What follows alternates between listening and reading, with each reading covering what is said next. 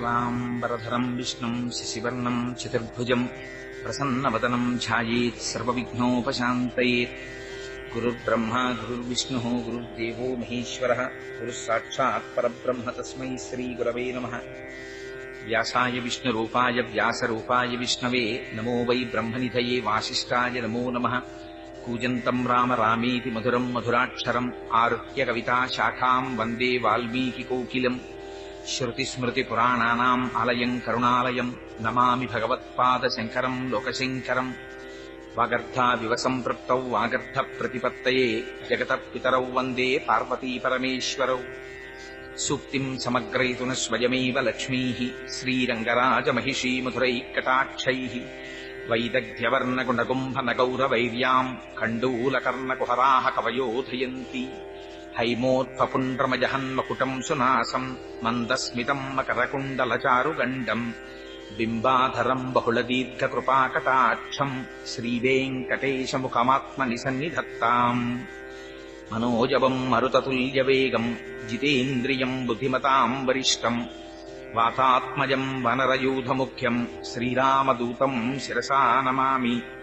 అపదామపహర్తారం దాతారం సర్వసంపదాం లోకాభిరామం శ్రీరామం భూయో భూయో నమామ్యహం. శ్రీరామచంద్రం శ్రితపారిజాతం సీతాముఖాంబోరుహచంచరీకః. సమస్తకల్యాణగుణాభిరామः నిరంతరం మంగళమాతనోతు. సింధూరారుణ విగ్రహాం త్రినయనాం మాణిక్యమౌళిస్ఫురత్తారానాయకశేఖరాం స్మితముఖీం ఆపీనవక్షోరుహాం. పాణిభ్యాం అళిపూర్ణరత్నచషకం రక్తోత్పలం బిభ్రతీం సౌమ్యాం రత్నఘటస్థరక్తచరణాం ధ్యాయేత్ పరేహిదంబికాం. హరి ఓం. పరమేశ్వర స్వరూపమైన సభకి నమస్కారం. సర్వేశ్వరుడి యొక్క నిర్హేతుక కృపా కటాక్ష వీక్షణం చేత శ్రీవేంకటాచల వైభవము అనబడే విషయం మీద 4 రోజుల పాటు ధారావాహికంగా ప్రవచనం జరగాలి అని పెద్దలు నిర్ణయం చేస్తే నేడు 2వ రోజు ఉపన్యాసంలోనికి చేరుకున్నాం. నిన్నటి రోజు సాయంకాలం ఉపన్యాసం పూర్తి చేసే సమయానికి అక్కడ ఉండేటటువంటి ఆ 7 కొండలకి ఆ పేరు ఎందుకు వచ్చిందో, ఆ 7 కొండలకి ఉన్నటువంటి విశిష్టత ఏమిటో, స్వామి ఆవాసముగా ఉన్నటువంటి ఆ 7 కొండలకి వెంకటాచలం అన్న పేరు రావడం వెనకాతల ఉండేటటువంటి ప్రఖ్యాతి ఎటువంటిదో, కేవలం ఆ కొండని ఒక్కసారి ఎక్కి పరమాత్మని దర్శించినంత మాత్రం చేత సులభసాధ్యుడైనటువంటి పరమాత్మ మన దగ్గర కొద్ది ద్రవ్యాన్ని మాత్రం తీసుకుని పురుషార్థమును పొందాలి కనుక దాన్ని అడ్డుపెట్టి యజ్ఞయాగాది క్రతువులు చేసినటువంటి వారికి ఏ విధంగా పుణ్యము తమ ఖాతాలో పడి తమ పాపరాశి ధ్వంసమవుతుందో అలా ఆయన ఈశ్వరుడు కనుక, నిరంకుశుడు కనుక, ఆయన చేసినటువంటి పనిని అడగగలిగిన వారు ఉండరు కనుక, ఆయన సర్వజగన్నియామకుడు కనుక అతి తేలికగా కలియుగంలో కేవలం భగవన్నామస్మరణం తప్ప మనం ఒకటి చేయగలిగిన వారము కాము కనుక భగవంతుడు పరమ సులభ సాధ్యుడై మన యందు నిర్హేతుకమైన కృపని ప్రకటించి, తండ్రి కేవలం ఆ హుండీలోకి వెళ్లి తమకు కలిగినటువంటి ఎంత ద్రవ్యమైనా సరే, పత్రం పుష్పం ఫలం తోయం యోమే భక్త్యా ప్రయచ్చతి అంటారు. స్వామికి ఒక్కసారి నమస్కారం చేసినంత మాత్రం చేత పొంగిపోయి పాపరాశిని ధ్వంసము చేసేటటువంటి పారమైన కరుణ కలిగినటువంటి స్వరూపంగా ఆ వెంకటేశ్వరుని యొక్క విశేషాన్ని నిన్నటి రోజున వివరణ చేసి ఉన్నాను. ఆ 7 కొండల మీద స్వామితో పాటే అక్కడ ఉన్న వాటిలో పరమ పవిత్రముగా చెప్పబడేటటువంటిది స్వామి పుష్కరిణి. స్వామి పుష్కరిణీ స్నానం, సద్గురోః పాదసేవనం, ఏకాదశి వ్రతంచాపి త్రయమత్యంత దుర్లభం. స్వామి పుష్కరిణిలో స్నానం చెయ్యడం అనేటటువంటిది చాలా కష్టం. ఈ విధంగా కష్టం, అందులో మెట్లు దిగడం కష్టం, మునగడం కష్టం, స్నానం చెయ్యడం కష్టం కాదు. కష్టం అంటే ఎక్కడొస్తుందో తెలుసా అండి? పాపము అని దేన్ని పిలుస్తారో తెలుసా? పాపము అంటే భగవంతుని చేరకుండా భగవంతునికి మనకి మధ్యలో అడ్డు వచ్చేటటువంటి ప్రతిబంధకం ఏది ఉన్నదో దానికి పాపము అని పేరు శాస్త్రం. అది ఉన్నంతసేపు భగవంతుడి వైపుకి అడుగు వెయ్యనివ్వదు, అది అడ్డుగోడగా నిల్చుంటుంది. అసలు వెంకటాచలంలో అడుగు పెట్టాలంటేనే పరమాత్మ యొక్క అనుగ్రహం ఉండాలి. ఒకసారి నిజంగా వెంకటాచలం వెళ్ళినా నాకు స్వానుభవంలో తెలుసు, పాపం చేతిలో దర్శనం టికెట్లు పెట్టుకున్నవారు తెల్లవారి లేస్తే అర్చనానంతర దర్శనం టికెట్ మీద వెళ్లి స్వామి దర్శనం చేసుకోవడానికి కావలసిన ఏర్పాట్లు అన్నీ చేసుకున్నప్పటికీ కూడా తీరా తెల్లవారుజామున లేచి స్నానానికి వెళ్లే ముందే ఏదో రుగ్మతో ఇబ్బందో వచ్చి వెళ్లలేక రూములో పడుకుండిపోయి స్వామి దర్శనం చేసుకోలేకపోయిన వాళ్ళు ఉన్నారు. ఒకవేళ వెంకటాచలం వెళ్లి 7 కొండల మీదకి ఎక్కినా పుష్కరిణికి వెళ్లి స్నానం చెయ్యలేకపోయిన వాళ్ళు ఉంటారు. అంటే ఇంకా ప్రతిబంధక రూపంలో పాపము అడ్డు వచ్చి స్వామి దగ్గరికి చేరనివ్వలేదు. అందుకని 3 చాలా దుర్లభమన్నారు. అంత తేలిక కాదురా, నువ్వు వెళ్ళినప్పుడల్లా అందులో మునక వేయడం అన్నది అంత తేలిక అనుకుంటున్నావేమో. స్వామి పుష్కరిణి స్నానం, స్వామి పుష్కరిణిలో స్నానం చెయ్యడం అనేటటువంటిది అంత తేలిక విషయం కాదు. ఎందుకు ఈ మాట అన్నారు? స్వామి పుష్కరిణిలో స్నానానికి స్వామి అనుగ్రహమే మనకి కావాలి. ఆయన అనుగ్రహం ఉంటే తప్ప అందులోకి వెళ్లి మునక వెయ్యనివ్వడు. ఒకసారి వేశాడా, స్వామి పుష్కరిణికి ఉన్న గొప్పతనం ఏమిటో తెలుసా అండి? ఎంతటి పాపరాశిని కూడా తీసేస్తుంది. కాదు కాదు, పుష్కరిణికి వేరొక గొప్పతనం ఉంది. పుష్కరిణిలో స్నానం చేస్తే ఈ శరీరమునకు ఉండేటటువంటి అనేక రుగ్మతలు నశిస్తాయి. కాదు, శరీరమునకున్న రుగ్మతలే కాదు, మానసికమైనటువంటి రుగ్మతలు నశిస్తాయి. దీని గురించి పురాణంలో ఒక కథ ఉంది. ఒక మహారాజు కొంతకాలం అరణ్యంలో వేటాడుతూ ఉండగా ఆ ఎదురుగుండా కనపడినటువంటి సింహం వెనకాతల వేట కోసమని వెళ్లి ఆ సింహం తనని వెంట తరిమేటప్పటికి భయపడి ఒక చెట్టెక్కి ఆ చెట్టు మీద ఉండేటటువంటి భల్లూకం తనకి ఆశ్రయం ఇచ్చినా సరే కృతజ్ఞ బుద్ధితో నిద్రపోతున్న భల్లూకాన్ని సింహం మాటలు విశ్వసించి పైనుంచి కిందకి తోశాడు. ఆయన గంధర్వుడు. ఆయన పైనుంచి కింద పడిపోతూ ఆ భల్లూకం తన స్వస్వరూపాన్ని పొంది కృతజ్ఞతతో ప్రవర్తించావు కనుక లక్ష్మణుడు అంటాడు కిష్కింధకాండలో, బ్రహ్మగ్నీచ సురాపేచ చోరే భగ్నవ్రతే తథా నిష్కృతిర్విహితాసిద్భి కృతఘ్నో నాస్తి నిష్కృతి. బ్రహ్మగ్నేచ, బ్రహ్మహత్య చేసినటువంటి వాడికి ప్రాయశ్చిత్తం ఉంది. సురాపేచ, కళ్ళు తాగిన వాడికి ప్రాయశ్చిత్తం ఉంది. చోరీ, దొంగతనం చేసిన వాడికి ఉంది.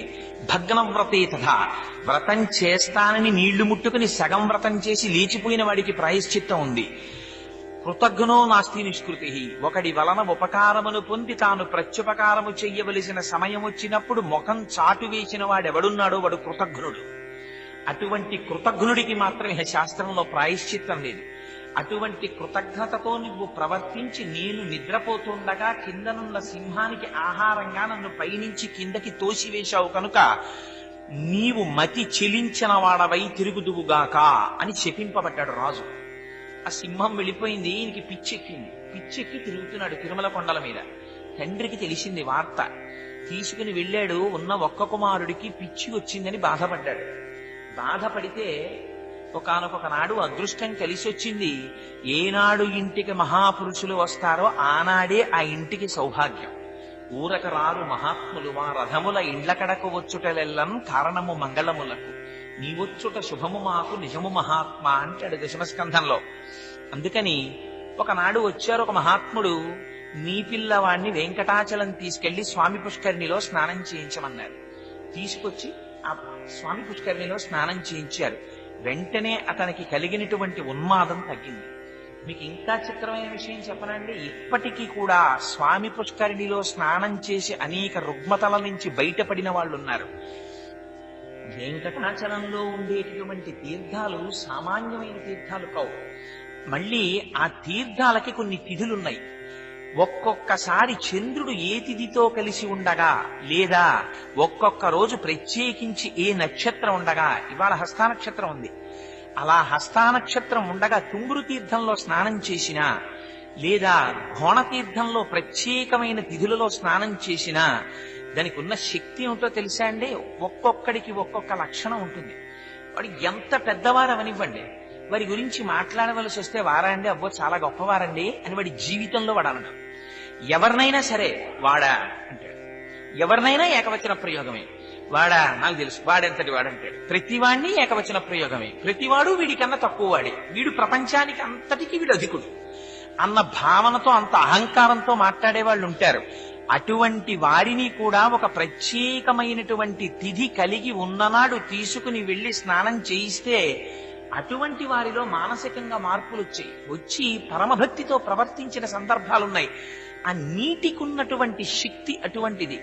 ఎందుకనంటే ఆ కిరణ ప్రసారం చేత ఆ కొండల మీద ఓషధులకి తగులుతూ అవి వచ్చి పడినప్పుడు, అందుకే సంజీవనం సమస్తస్య జగత సలిలాత్మిక భవ ఇత్యుచ్యతే మూర్తిర్భవస్య పరమాత్మన అంటారు లింగపురాణంలో వ్యాస భగవానుడు.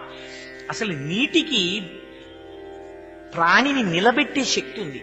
ఆ నీరు లేకపోతే మనిషి బతకడు. నీరు లేకపోతే సంధ్యావందనమే లేదు, ఇంకా ధర్మం ఎక్కడుంది? అందుకని ఆ నీరు నిలబెడుతుంది. ఆ నీరు ఓషధుల నుంచి ప్రవహించి వచ్చి దివ్యక్షేత్రములలో ఉన్నటువంటి తీర్థములు మనిషిని శారీరకమైన రుగ్మతల నుంచి మానసికమైన రుగ్మతల నుంచి కూడా ఉద్ధరించగలుగుతాయి. అందుచేత స్వామి పుష్కరిణీ స్నానం ఘటికాచల మహాత్మ్యము అనే ఒక గ్రంథం ఉంది, తెనాలి రామకృష్ణ కవి రాశారు. అందులో ఎంతో మంది ఉన్మాదులైన వాళ్ళు స్వామి పుష్కరిణిలో స్నానం చేసి తిరిగి స్వస్థత పొందినటువంటి వాళ్ళ గురించి వర్ణిస్తారు ఘటికాచల మహాత్మ్యంలో. అందుకని స్వామి పుష్కరిణీ స్నానం అదంత తేలిగ్గా దొరికేది కాదు. సద్గురోహ పాదసేవనం, గురువు అనలేదు, కేవలం సద్గురోహో. ఎవరు సద్గురువు? సద్గురు అంటే ఏ విధమైనటువంటి ప్రయోజనమును అపేక్షించక నిండిపోయినటువంటి బింది ఇంక నీరు తనలోకి ఇముడ్చుకోలేక ఆ అంచుల వెంట నీరు కారిపోయినట్లు తాను అనుభవించినటువంటి భగవత్ సంబంధమైన గుణములను లోపల ఆపుకోలేక నోటి వెంట మాటలుగా ప్రవహింపచేయగలిగిన వాడై శిష్యుల పట్ల వాత్సల్యంతో ఆవు యొక్క శిరములను పట్టుకునేటప్పటికి పాలు స్రవించినట్లు సర్వకాలములయందు మనస్సులో భగవన్నామమును జపిస్తూ ఆచార్యో వేద సంపన్న విష్ణుభక్తో విమత్సర మంత్రజ్ఞో మంత్రభక్తశ్చ సదా మంత్రాశ్రయశుచి గురుభక్తి సమాయుక్త పురాణజ్ఞో విశేషత ఏవం లక్షణ సంపన్న గురురిత్య విధీయతే ఏకాకి నిస్పృహ శాంత చింతా సూయా వివర్జిత బాల్య భావేన యో భాతి తస్మై శ్రీ గురవే నమః. బ్రహ్మజ్ఞానీస ఉచ్యతే. ఎవరు సర్వకాలములయందు ఏకాకి అయి ఉంటాడో లోపల, బాహ్యమునందు ఎంతమందితో కలిసి తిరిగినా ఆ ప్రభావము ఆయన మీద పడదో, ఆయన ప్రభావము మిగిలిన వారి మీద పడుతుందో, ఎవడు అగ్నిహోత్రము వలె భాషిస్తుంటాడో, నిరంతరము మనస్సులో భగవంతుణ్ణి స్మరణ చేస్తుంటాడో, భగవంతుని యొక్క స్మరణకి దూరముగా బతకలేనటువంటి బలహీనతని పొంది ఉంటాడో, బ్రహ్మజ్ఞానమును పొంది ఉంటాడో, అటువంటి వాడు సద్గురువు. అటువంటి గురువు ఉన్నప్పుడు నగురోరధికం నగురోరధికం నగురోరధికం ఇది శివశాసనత, పరమేశ్వరుడి శాసనం. అటువంటి గురువు కన్నా అధికుడు ఇంకా ప్రపంచంలో లేడు. ఆ గురువు తన సంకల్ప మాత్రం చేత శిష్యుల్ని రక్షించగలడు. కేవలం తన సంకల్పం చేత తన వాక్కు చేత శిష్యకోటిని ఉద్ధరించగలడు. అందుకని రమణ మహర్షి అంటారు, గురువుది సింహగర్జన. ఒక్కసారి సింహం గర్జించిందా అడవిలో జంతువులన్నీ పారిపోవలసింది. ఒక్కసారి గురువు నోరు విప్పి మాట్లాడా అప్పటి వరకు ఉండేటటువంటి అజ్ఞానము పటాపంచలైపోవలసింది. అటువంటి శక్తి కలిగినటువంటి వాడు ఎవరున్నాడో ఆయన సద్గురువు. ఆయనకి ఏ కోరిక ఉండదు. ఆఖరికి తన కాళ్ళు కూడా ఆయన పట్టించుకోడు. రమణులు ఆశ్రమంలో కూర్చుని కాళ్ళు జాపు కూర్చుంటే నిష్కారణంగా వచ్చి భగవన్ మీ కాళ్ళు పడతామంటుండేవారు. అంటే కాసేపు పట్టనిచ్చేవారు. చూశారు, ఒక రోజున పరదా చాట్న దెబ్బలాడుకుంటున్నారు. ఒక పావు గంట నువ్వు పట్టావు కదా, తర్వాత నే పడతాను కాళ్ళని. పడుతుంటే భగవన్ చూసి అన్నారు, కాసేపు నా కాళ్ళు నేను పట్టుకుంటానన్నారు. మీ కాళ్ళు మీరు పట్టుకోవడం ఎందుకు భగవాన్ అని అడిగారు. మీ అందరు ఎందుకు పడుతున్నారన్నారు. మీ కాళ్ళు పడితే పుణ్యం అని అన్నారు. మరి నాకు అక్కర్లేదా పుణ్యం, నేను పట్టుకుంటానన్నారు. ఇది మహాత్ములైనటువంటి వారికి ఉండేటటువంటి స్థితి. వారికి శరీరమునందు సంగం ఉండదు, లేదా పొగట్టల చేత పొంగిపోయే తత్వం ఉండదు. అదిగో అటువంటి స్థితిని పొందిన వాడెవడున్నాడో తుల్య నిందా స్తుతిర్మౌని సంతుష్టో ఎనకేన చిత్తనికేత స్థిరమతి భక్తిమాన్ మే ప్రియో నరః. దూషించిన నాడు అదే చిరునవ్వు, పొగిడిన నాడు అదే చిరునవ్వు. పొగట్టకి పొంగిపోడు, తెగట్టకి కుంగిపోడు. ఇదిగో ఇటువంటి స్వరూపంతో నిరంతరము లోపల ఉండేటటువంటి పరమాత్మతో తన స్వరూపాన్ని అనుసంధానం చేసుకుని నిరంతరము యోగరతో వా భోగరతో వా సంగరతో వా సంగవిహీన యస్య బ్రహ్మణి రమతే చిత్తం నందతి నందతి నందత్యేవా అంటారు భజగోవిందంలో. ప్రతి యోగమున్నా భోగమున్నా లేకపోయినా నిరంతరము భగవంతుని యొక్క అనుభవం చేత బాగా భోజనం చేసిన వాడికి త్రేణుపు మీద త్రేణుపు, త్రేణుపు మీద త్రేణుపు వచ్చినట్టు నిరంతర భగవత్ చింతనాకైక చిత్తుడవడం చేత ఎప్పుడు దాన్ని స్మరిస్తూ ఆనందంతో ఉర్రూతలూగిపోయేటటువంటి స్వభావం ఉన్నవాడు ఎవరున్నాడో, తామరాకు మీద నీటి బొట్టులా సంసారమునందున్నప్పటికీ కూడా సంసారమునందు తాను ప్రవర్తించక, సంసారమునకు లొంగక, నిరంతరము భగవంతుని పాదముల యందు రమించేటటువంటి మనస్సు కలిగినటువంటి సత్పురుషుడు ఎవరున్నాడో వాడు సద్గురువు. గుకారశ్చంధకారస్తు రుకారస్థ నిరోధకృత్ అంధకార వినాశిత్వాత్ గురురీత్యభిధీయతే. అజ్ఞానమును పటాపంచలు చేయగలిగినటువంటి వాగ్వైభవము ఎవరి వద్దనున్నదో అటువంటి వాడు సద్గురువు. ఎవరు తను నేర్చుకున్న దాన్ని అనుష్ఠాన పర్యంతము అనుష్ఠానములో పెడుతున్నాడో ఆయన సద్గురువు. ఇన్ని లక్షణములను చెప్పి అదిగో అటువంటి సద్గురువు ఉన్నారే, అటువంటి సద్గురువు యొక్క పాదములు పట్టేటటువంటి అదృష్టం నీకెప్పుడు కలుగుతుంది? ఆయనకేమి కోరికుంది? ఆయన ఏమి ఎవరిని అనుమతించరు. ఆయనేం మీరు వచ్చి నా కాళ్ళు పట్టండి అని అడగరు. అటువంటి గురువు బాగా అలిసిపోయి శిష్యులకి బోధ చేసి ఆయన ఏ తల్పం మీదో పడుకుని మనస్సులో భగవంతుడి గురించి స్మరిస్తూ ఆనందపడిపోతూ ఆయన లీలల్ని అనుభవిస్తూ ఆ సంతోషంతో ఆయన ఏదో తనలో తానే రమించిపోతూ నవ్వుకుంటూ పడుకున్నటువంటి గురువుగారి యొక్క పాదములు పట్టేటటువంటి అదృష్టం కలగాలంటే అది మాత్రం అంత తేలిక. అందుకని సద్గురోహో పాదసేవనం. ఏకాదశి వ్రతం చాపి, ఏకాదశి వ్రతం కూడా అంతే కృష్ణం. ఏకాదశి వ్రతం అంటాం కానీ నిజానికి అది ద్వాదశి వ్రతం. అందుకని ఏకాదశి వ్రతం అంత జాగ్రత్తగా అశనముండి ఏకాదశి నాడు ఏ పదార్థాన్ని తీసుకోకుండా ఉపవాసం అంటే చాలా మంది ఉపవాసం అంటే నిరాహారముగా ఉండడమే ఉపవాసం అనుకుంటారు. నిరాహారముగా ఉండడము ఉపవాసము కాదు. ఈ శరీరము నిలబెట్టడానికి ఎంత సత్వగుణ ప్రధానమైనటువంటి పరమ పరిమితమైనటువంటి ఆహారమును తీసుకోనడం చేత ఆహారము తీసుకున్నటువంటి కడుపు ఉద్రేకమును చెంది కనురెప్ప పడిపోయేటటువంటి అశక్తత కల్పించకుండా మనిషి యొక్క మనస్సు భగవంతుని పాదాల విందముల యందు రమించేటటువంటి అర్హతతో కూడినటువంటి మనస్సుని నిలబెట్టగలిగినటువంటి ఆహారం ఉంటుందో అంత పరిమితితో కూడిన ఆహారమును మాత్రమే తీసుకుని నిరంతరము భగవంతుని పాదముల యందు రమించి ఉన్నవాడు ఉపవాసి. వాడు ఉపవసించి ఉన్నాడు. అందుకని అది ఉపవాసం అంటే. అందుకని అదిగో అటువంటి ఉపవాసము చెయ్యడం ఏకాదశి నాడు చెయ్యాలి. ఆ ఏకాదశి నాడు కేవలము భగవంతునికి సంబంధించిన స్మరణ తప్ప వేరొక స్మరణ మనస్సునందు లేక కాసేపు భజన.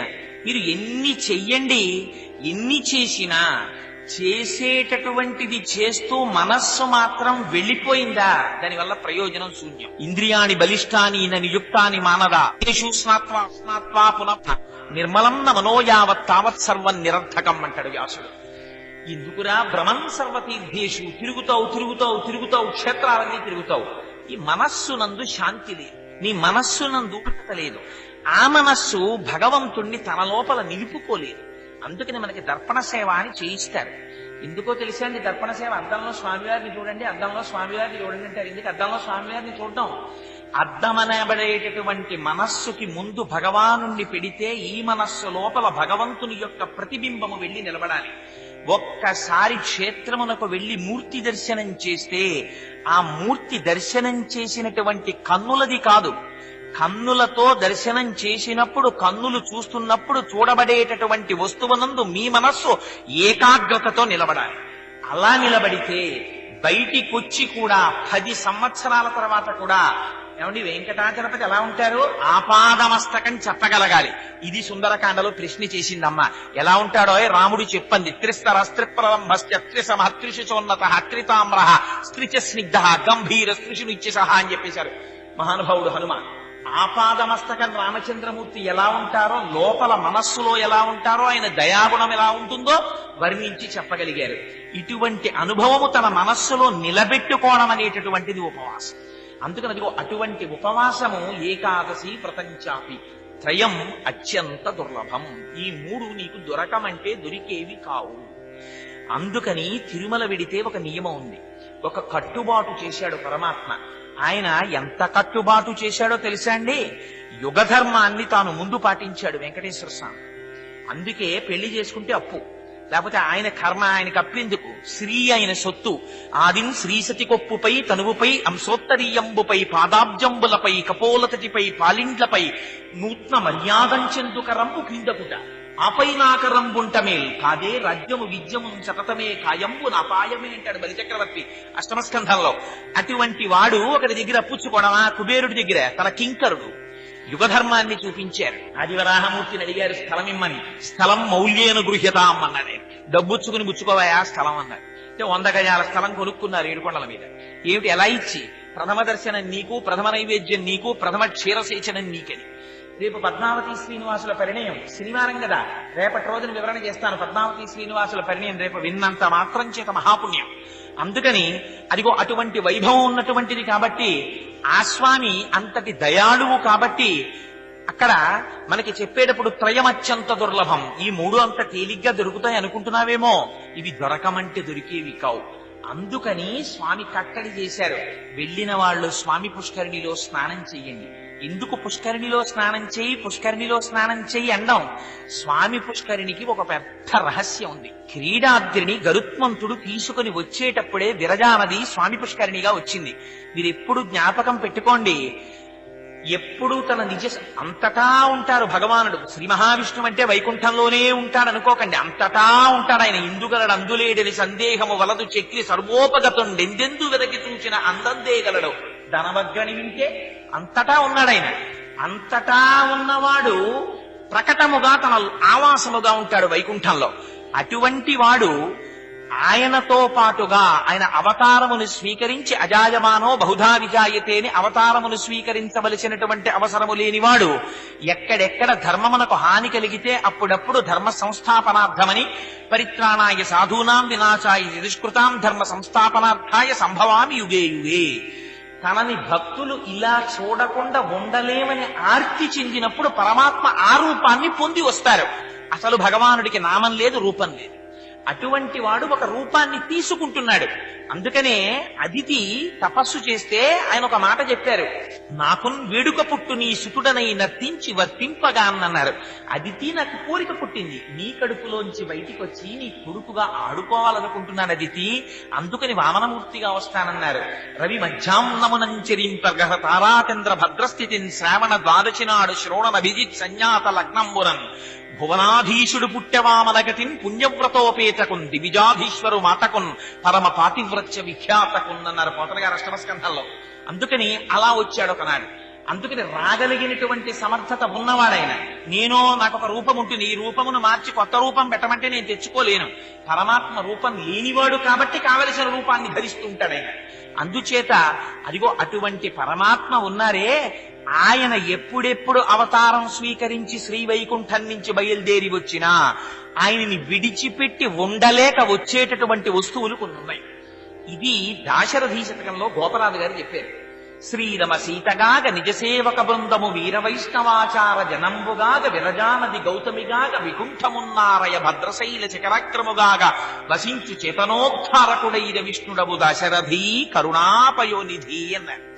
దశరథి అంటే ఆయన పొంగిపోతాడు. జన్మలేని వాడివి తండ్రికి కొడుగ్గా జన్మించావా తండ్రి, ఎంత కరుణయ్యా మా మీద, కరుణాపయోనిధి, కరుణకి సముద్రము వంటి వాడా అని పిలుస్తారు. అంతటి కారుణ్యమూర్తి కనుకనే మన్నుద్ధరించడానికి వెంకటాచలపతిగా వచ్చాడు. అందుకని ఆ స్వామి అనుగ్రహం ప్రసరించడానికి ఆయనతో పాటుగా వచ్చేటటువంటి వాటిలో ఆయనని విడిచిపెట్టకుండా వెంటనే వచ్చేది అమ్మవారు వస్తుంది. అందుకని అమ్మవారికి ఓ పేరుంది. లక్ష్మీ అష్టోత్తరం చెప్పారనుకోండి, తిన్నగా పేర్లు చెప్పరు. ముందు లక్ష్మీ అష్టోత్తరానికి గజ్జె చెప్తారు. గజ్జె చెప్తే ఏమంటారు మీరు? అందులో నిత్యానపాయని నిరవధ్యాం దేవదేవ దివ్య మహిషి అని అమ్మవారికి విశేషణాలు. ఆవిడ నిత్యానపాయని, ఎన్నడూ విడిచిపెట్టకుండా స్వామితోటి కలిసి ఉండేటటువంటి స్వభావం ఉన్నటువంటి తల్లి. అందుకని ఆవిడ కూడా ఎప్పుడెప్పుడు స్వామి వస్తే ఆయన వెనకాతలు వస్తూ ఉంటుంది. ఆయన ఒకనాడు రామచంద్రమూర్తిగా వచ్చారు, ఆవిడ సీతమ్మగా వచ్చింది.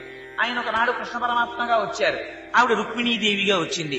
ఆయన ఒకనాడు వెంకటాచలపతిగా వచ్చారు, ఆవిడ పద్మావతీదేవిగా వచ్చింది. అలా ఆయనని విడిచిపెట్టకుండా ఉండేటటువంటి వస్తువులలో మొట్టమొదటిది అమ్మవారు. అందుకే చిత్రం ఏమిటో తెలుసా అండి, అమ్మవారికి భక్తి గురించి చెప్పవలసి వస్తే అమ్మగారి గొప్పతనం, అమ్మ అందుకని వాళ్ళిద్దరూ ఎప్పుడు కలిసే ఉంటారు. అసలు వెర్రి చూపు ఎక్కడంటే విడదీసి చూడడం. అమ్మవారిని అయ్యవారిని నాకు అయ్యవారు ఒక్కరే కావాలి, నాకు అమ్మవారు అక్కర్లేదండి శూర్పణఖ, ముక్కు చెవులు పోయే. నాకు అయ్యవారు అక్కర్లేదు, అమ్మవారు ఒక్కరే కావాలన్నాడు రావణాసురుడు, 10 తలకాయలు ఎగిరిపోయాయి. నాకు అయ్యవారు అమ్మవారు కలిసి కావాలన్నారు హనుమ, భవిష్యత్ బ్రహ్మయ్య. అందుకని పరాశర భట్టర్లు అంటారు శ్రీగుణరత్న కోశంలో, అనుకలతనుకాండాలింగనారంభ శుంభత్ ప్రతిదిశ భుజశాఖ శ్రీశఖానోకహర్తి స్తననయన గుడుచ్చ స్పాల పుష్పద్విరేఫ రచయితుమయి లక్ష్మీ కల్పవల్లీ కటాక్షాన్. అమ్మ మాకెప్పుడైనా దర్శనమిస్తే నువ్వు ఎలా దర్శనమిస్తావో తెలుసా? నువ్వు ఒక్కదానివి మాకు కనపడదు, స్వామి నుంచి విడివడిన స్వరూపంతో మాకు కనపడద్దు, నువ్వు ఎప్పుడూ గాఢాలింగనం చేసుకున్నటువంటి స్వరూపంతో అయ్యతో కలిసి మాకు కనపడాలి అని అడుగుతారు. అదిగో అటువంటి స్వరూపమున్న తల్లి కనుక అయ్యని విడిచిపెట్టి ఉండదు కనుక అమ్మ అయ్యతో పాటు వచ్చేస్తుంటుంది. అలా వచ్చే రెండవది ఏమిటో తెలుసా అండి?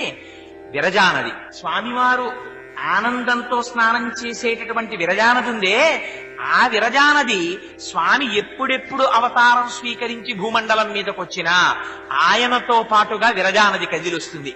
అదిగో అలా వచ్చింది. అలా రాబట్టే ఒకనాడు రామచంద్రమూర్తిగా వస్తే గోదావరి నదిగా వచ్చింది. వచ్చి పరమపావనమైన భద్రాద్రి క్షేత్రం ముందు ప్రవహిస్తోంది.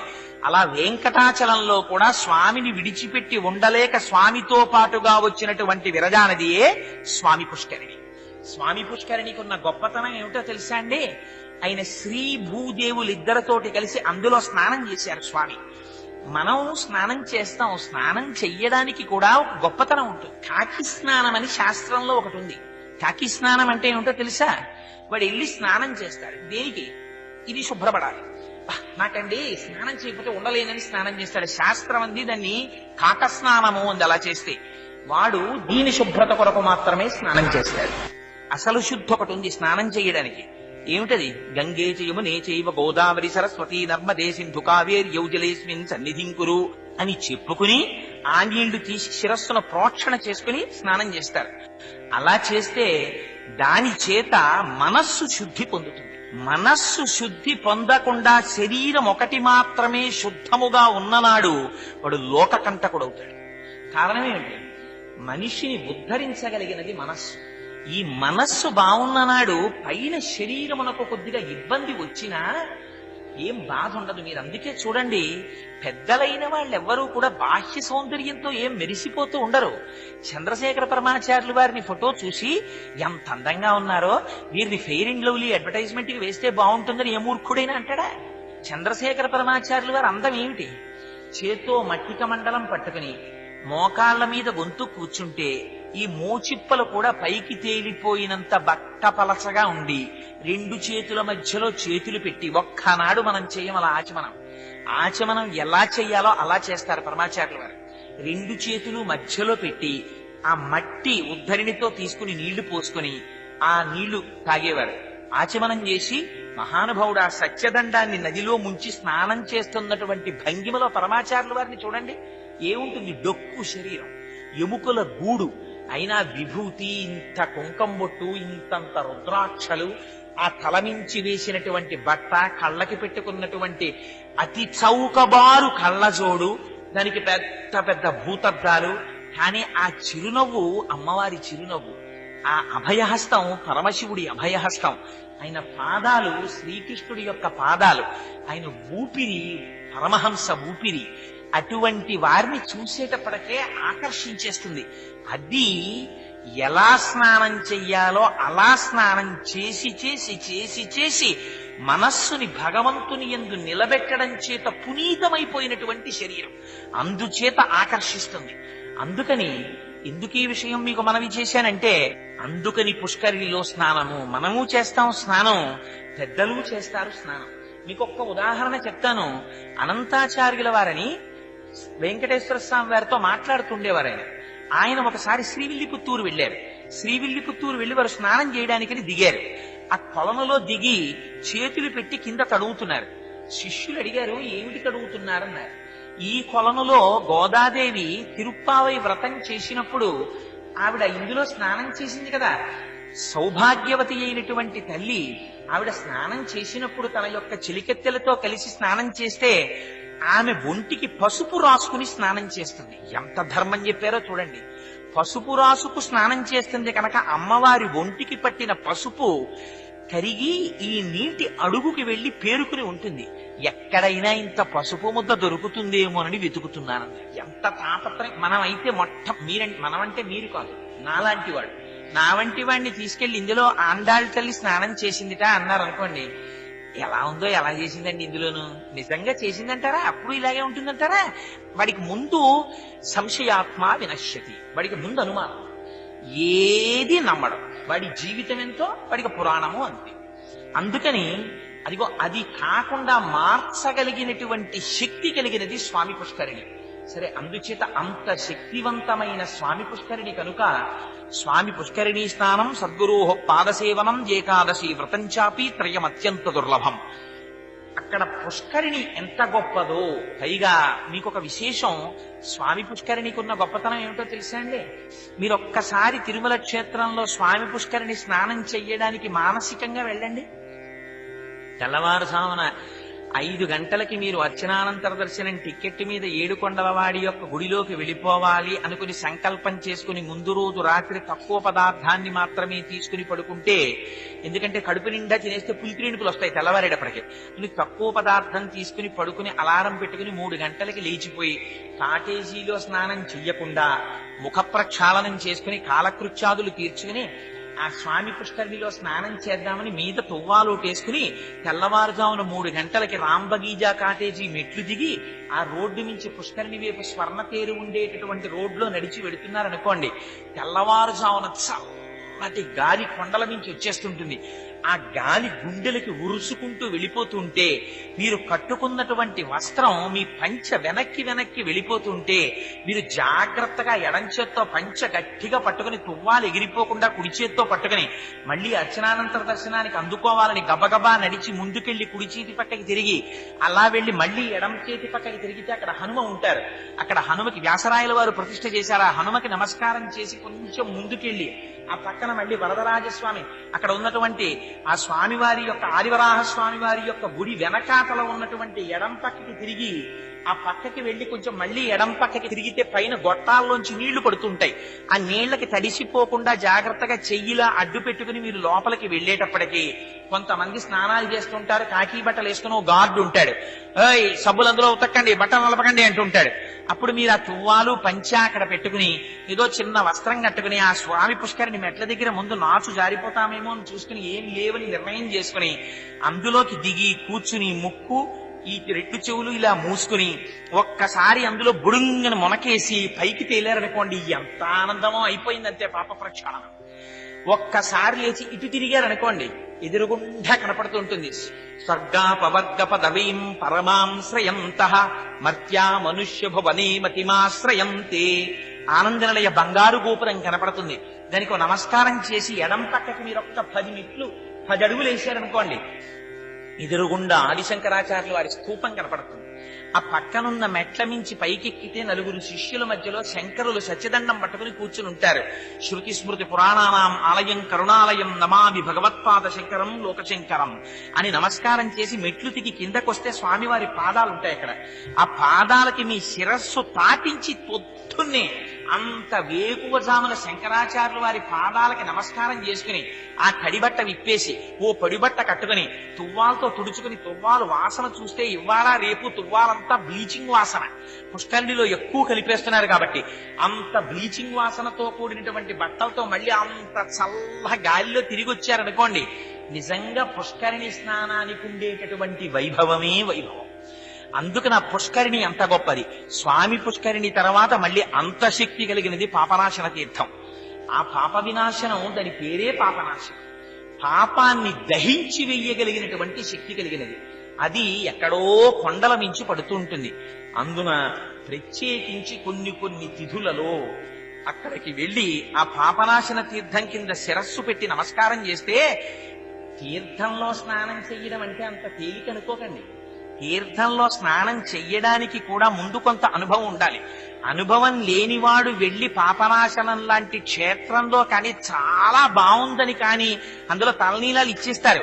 ఇచ్చేసిన తర్వాత గుండు పట్టికెళ్లి జలపాతం కింద పెట్టి మీరు 1/2 గంట స్నానం చేసి బయటికి రండి, హోరు మొదలెడుతుంది చెవుల్లో దర దర దర దర దర దర దర దర చప్పుడు. ఎందుకని తల మీద జలరాశి పడింది, ఆ చప్పుడిని అబ్జార్బ్ చేసుకుంటుంది బ్రెయిన్. ఆ చప్పుడు మొదలవుతుంది చెవుల్లోకి. అందుకని తల దాని కింద పెట్టి స్నానం చేయడానికి కూడా నేర్పరితనం ఉండాలి. ఉండి స్నానం చేయాలి జాగ్రత్తగా. అలా పాపనాశనంలో స్నానం పాపాన్ని తీసేస్తుంది.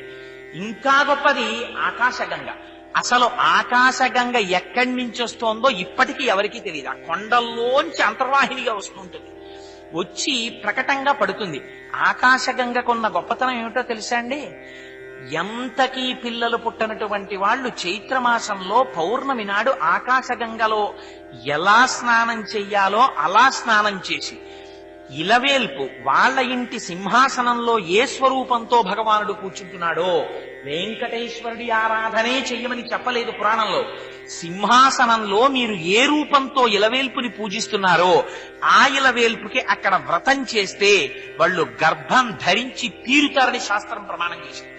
అంత గొప్ప తీర్థం ఆకాశగంగ. అక్కడే తుంగురు తీర్థం. ఆ తుంగురుడనేటటువంటి భక్తుడు ఆయన తపస్సు చేస్తే శ్రీ వెంకటేశ్వరుడు ప్రత్యక్షమై ఆయనకి కావలసినటువంటి వరములను కటాక్షించినటువంటి ప్రదేశం అది. తుంగురు తీర్థం పక్కనే ఘోణతీర్థం అని ఉంటుంది. ఆ ఘోణతీర్థం అయ్య బాబోయ్ మీరు ఎప్పుడైనా చదవాలి.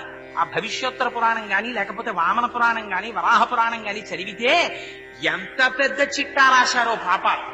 నిష్కారణంగా పచ్చగా ఉన్న చెట్లు నరికించేసేవాడు, కన్యల్ని విక్రయించుకునేవాడు, వరి కుప్పలు తగలబెట్టేవాడు, పసిపిల్లల్ని చంపేసేవాడు, భార్యాభర్తల్ని విడదీసేవాడు, నిష్కారణంగా నోరు విప్పి మాట్లాడితే కఠినమైన మాటలతో ఇతరుల మనస్సు నొప్పించడానికి అలవాటు పడినవాడు, ఇంకొకటి బాధ చూసి తను సంతోషించగలిగేటటువంటి దుష్ట హృదయం ఉన్నవాడు.